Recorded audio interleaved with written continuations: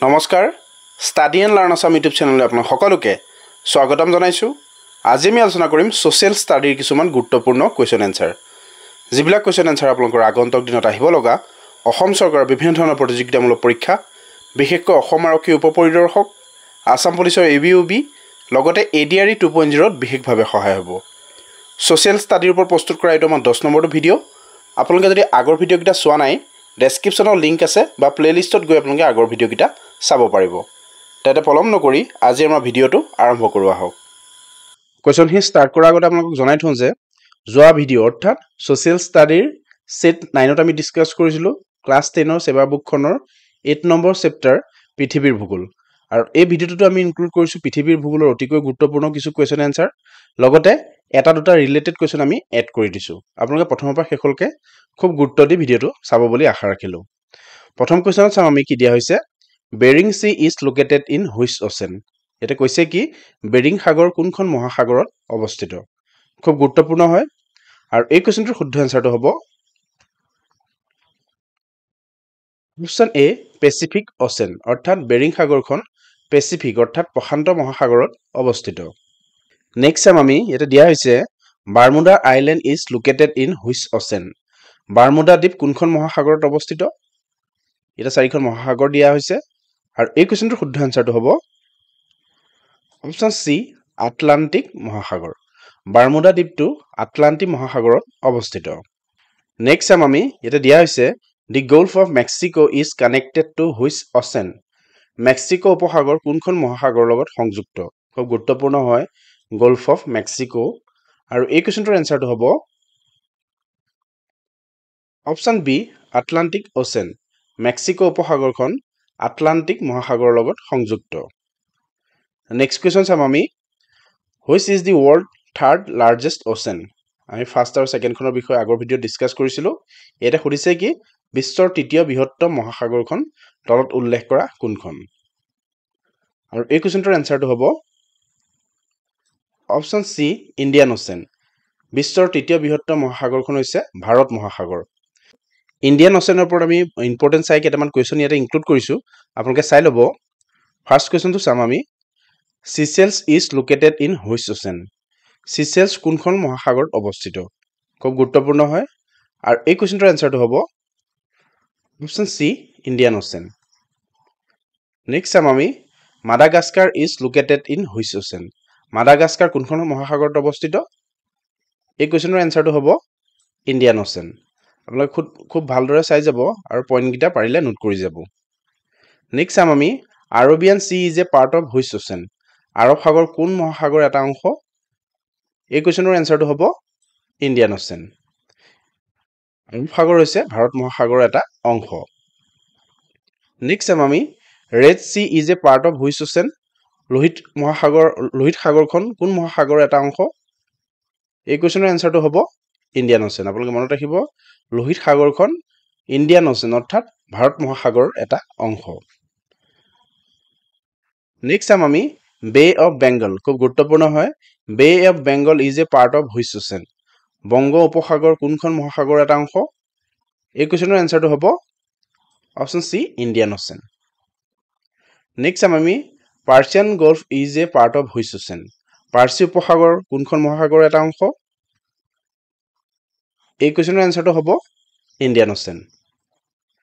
Next চাম আমি, মৰিচাছ দ্বীপ কোনটো মহাসাগৰৰ এটা অংশ।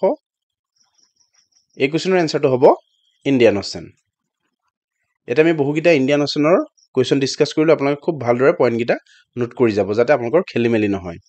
তাৰপিছত নেক্সট কুৱেশ্যন চাম আমি, কি দিয়া হৈছে, which of the following determine the boundary between north America and south America. তলৰ কোনটোৱে উত্তৰ আমেৰিকা আৰু দক্ষিণ আমেৰিকাৰ মাজত সীমা নিৰ্ধাৰণ কৰে। খুব গুৰুত্বপূৰ্ণ হয়, আৰু এই কুৱেশ্যনটোৰ এনচাৰটো হ'ব option D Panama canal.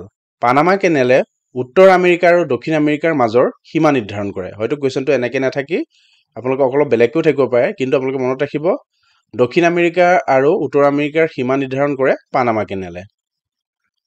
Next চাম আমি, which of the following determine the boundary between Asia and Africa.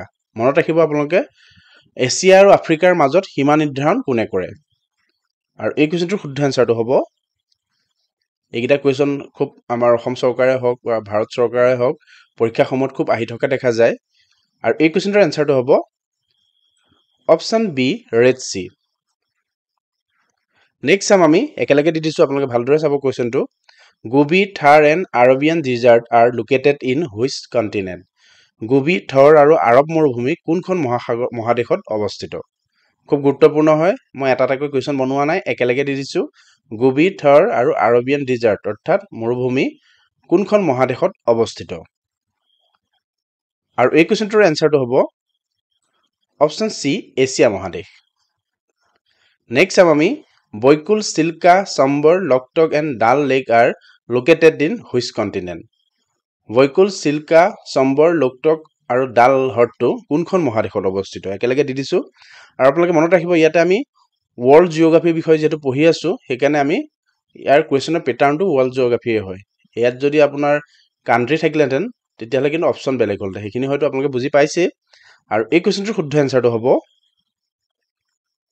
Option A Asia তাৰপিছত চাম আমি Godwin Austen is located in which continent Godwin Austen কোনখন মহাদেশত অৱস্থিত আমি এটা দুটা কুৱেশ্যন আপোনালোকলৈ দি যাম আপোনালোকে কমেণ্ট কৰি নিশ্চয় জনাব আমাক এই কুৱেশ্যনটো আমি আপোনালোকলৈ এৰিছোঁ যে Godwin Austen is located in which continent Godwin Austen কোনখন মহাদেশত অৱস্থিত আপোনালোকে কমেণ্ট কৰি নিশ্চয় জনাব নেক্সট চাম আমি the Alps mountain range is located in which continent Alps পৰ্বতমালা কোনখন মহাদেশত অৱস্থিত খুব গুৰুত্বপূৰ্ণ হয় আল্পছ মাউণ্টেইন আৰু এই আল্পছ মাউণ্টেইন অৱস্থিত অপশ্যন ডি ইউৰোপত তাৰপিছত চাম আমি নেক্সট কুৱেশ্যন কি দিয়া হৈছে world largest peak Everest is located in which continent বিশ্বৰ সৰ্বোচ্চ শৃংগ এভাৰেষ্ট কোনখন মহাদেশত অৱস্থিত আপোনালোকে হয়তো সকলোৱে জানে আমি সকলোৰে পৰা এই কুৱেশ্যনটোৰ এনচাৰো আমি কমেণ্ট বক্সত বিচাৰিছোঁ আপোনালোকে কমেণ্ট কৰি জনাব যে বিশ্বৰ সৰ্বোচ্চ শৃংগ এভাৰেষ্ট কোনখন মহাদেশত অৱস্থিত নেক্সট চাম আমি what is the highest peak of Europe ইউৰোপৰ সৰ্বোচ্চ শৃংগটো কি এটা চাৰিটা অপশ্যন দিয়া হৈছে এই চাৰিটা অপশ্যনৰ ভিতৰত শুদ্ধ এনচাৰটো হ'বই খুব গুৰুত্বপূৰ্ণ হয় অপশ্যন এ মাউণ্ট এলব্ৰুছ ইউৰোপৰ সৰ্বোচ্চ শৃংগটো হৈছে মাউণ্ট এলব্ৰুছ নেক্সট চাম আমি ইয়াতে দিয়া হৈছে কি the highest peak of Alps is আল্পছৰ সৰ্বোচ্চ শৃংগটো হ'ল ইয়াতে চাৰিটা অপশ্যন দিয়া হৈছে এই চাৰিটা অপশ্যনৰ ভিতৰত শুদ্ধ এনচাৰটো হ'ব অপশ্যন বি ব্লেঞ্চ আল্পছৰ সৰ্বোচ্চ শৃংগটো হৈছে ব্লেঞ্চ নেক্সট চাম আমি Rhine river flows in Rhine নদী বৈ গৈছে এটা চাৰিটা অপশ্যন দিয়া হৈছে এই চাৰিটা অপশ্যনৰ ভিতৰত শুদ্ধ এনচাৰটো হ'ব অপশ্যন চি জাৰ্মানী এইকণতে আপোনালোকক কৈ যাওঁ যিহেতু আমি ৱৰ্ল্ড জিঅ'গ্ৰাফি ডিছকাছ কৰি আছোঁ ইয়াতে কিন্তু অপশ্যনকেইটা খুব মেটাৰ কৰে কাৰণ এই কুৱেশ্যনটোলৈকে যদি আমি চাওঁ ইয়াতে দেখা পাম ইয়াত যদি জাৰ্মানী নাথাকি ইয়াত থাকিলেহেঁতেন ফ্ৰান্স বা ছুইজাৰলেণ্ড কিন্তু এই কুৱেশ্যনৰ এনচাৰটো সেইটো শুদ্ধ হ'লহেঁতেন সেইবাবে আপোনালোকে খুব ভালদৰে কুৱেশ্যনটো চাব তাৰপিছত অপশ্যনকেইটা চাব যদি কাণ্ট্ৰি থাকে তেতিয়া কাণ্ট্ৰিত আপোনালোকে যাব যদি কণ্টিনেণ্ট থাকে তেতিয়াও আপোনাৰ কুৱেশ্যনৰ এনচাৰটো চেঞ্জ হ'ব আপোনালোকে খুব ভালদৰে কুৱেশ্যনবিলাক পঢ়ি ল'ব তাৰপিছত চাম আমি the largest country of Africa is আফ্ৰিকাৰ আটাইতকৈ ডাঙৰ দেশখন তলত উল্লেখ কৰা কোনখন খুব গুৰুত্বপূৰ্ণ হয় আপোনালোকে হয়তো সকলোৱে জানে আফ্ৰিকাৰ আটাইতকৈ ডাঙৰ দেশখন হৈছে Algeria so' option D is the correct answer next চাম আমি what is the source of Nile river Nile নদীৰ উৎস কি এটা চাৰিটা অপশ্যন দিয়া হৈছে এই চাৰিটা অপশ্যনৰ ভিতৰত শুদ্ধ এনচাৰটো হ'ব অপশ্যন ডি লেক ভিক্টৰিয়া নীল নদীৰ উৎস হৈছে লেক ভিক্টৰিয়া নেক্সট চাম আমি what is the largest desert in the world পৃথিৱীৰ আটাইতকৈ ডাঙৰ মৰুভূমি তলত উল্লেখ কৰা কোনখন খুব ইজি কুৱেশ্যন হয় এই কুৱেশ্যনটো আমি আপোনালোকৰ বাবে এৰিছোঁ আপোনালোক সকলোৱে এই কুৱেশ্যনটোৰ এনচাৰ আমাক কমেণ্ট বক্সত জনাব নেক্সট চাম আমি Kalahari Sahara and Namibia desert are located in Kalahari Sahara আৰু নামিবিয়া মৰুভূমিসমূহ ক'ত অৱস্থিত খুব গুৰুত্বপূৰ্ণ হয় আৰু এটা চাৰিটা অপশ্যন দিয়া হৈছে আপোনালোকে মনত ৰাখিব তিনিওটা আমি একেলগে ইয়াতে ইনক্লুড কৰি দিছোঁ কালাহাৰী চাহাৰা আৰু নামিবিয়া আৰু এই কুৱেশ্যনটোৰ এনচাৰটো হ'ব option B Africa Kalahari Sahara আৰু নামিবিয়া আফ্ৰিকাত অৱস্থিত নেক্সট চাম আমি what is the largest country in North America উত্তৰ আমেৰিকাৰ আটাইতকৈ ডাঙৰ দেশখন কি খুব গুৰুত্বপূৰ্ণ হয় আপোনালোকে মনত ৰাখিব আৰু এই কুৱেশ্যনটোৰ এনচাৰটো হ'ব অপশ্যন এ কানাডা। উত্তৰ আমেৰিকাৰ আটাইতকৈ ডাঙৰ দেশখন হৈছে কানাডা। নেক্সট চাম আমি হোৱেৰ is death valley located. Death valley ক'ত অৱস্থিত? ইয়াতে 4টা অপশ্যন দিয়া হৈছে। এই 4টা অপশ্যনৰ ভিতৰত শুদ্ধ এনচাৰটো হ'ব option C north America. Death valley north আমেৰিকাত অৱস্থিত। ধন্যবাদ। আজি ভিডিঅ'টোত আমি আলোচনা কৰিলোঁ ক্লাছ 10ৰ ছ'চিয়েল ষ্টাডিৰ চেপ্টাৰ 8ৰ পৃথিৱীৰ ভূগোলৰ অতিকৈ গুৰুত্বপূৰ্ণ কিছু কুৱেশ্যন এনচাৰ। আমি এই চেপ্টাৰটো ইমানতে ক্ল'জ কৰিছোঁ আৰু অহা ভিডিঅ'ত অৰ্থাৎ ছ'চিয়েল ষ্টাডিৰ ছেট 11ত আমি নেক্সট চেপ্টাৰৰ পৰা আৰম্ভ কৰিম। ইমানলৈকে আপোনালোকে আমাৰ ভিডিঅ'টো চোৱাৰ বাবে আপোনালোক সকলোকে অশেষ ধন্যবাদ থাকিল।